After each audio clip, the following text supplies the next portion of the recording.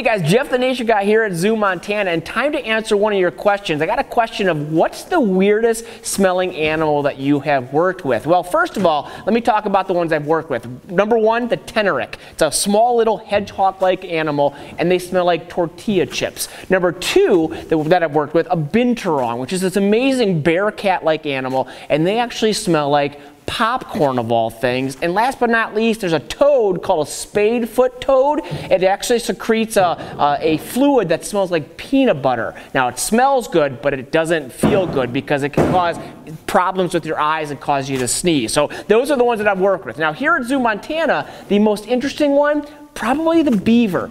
Get this, beavers actually secrete a fluid out of their rear end. It's called, it smells just like vanilla beans. In fact, this is gonna gross you out, but it smells so much like vanilla beans that it's often used in vanilla extract, which is something that you guys might use when you're baking. Yeah, believe it or not, it's used in stuff that you eat. It comes out of the beaver's rear end. Gross. Nonetheless, probably the most interesting here at the zoo. Now, you're probably wondering, why am I standing in a barn? Well, the reason I'm doing that is because the barn, it's a very familiar smell, especially to a lot of you in the state of Montana. But get this, the reason I'm here, my point that I'm trying to make is that when you work with animals, you get used to a lot of those bizarre smells. In fact, you almost tend to like them over time. Like for me, one of my favorite smells in the summertime is that of a skunk. And unfortunately, it's usually when they're hit by a car, but when you're driving down the road, you get that smell. Most people hate it. I actually tend to like it a little bit, and that's what happens when you work with animals for a long time.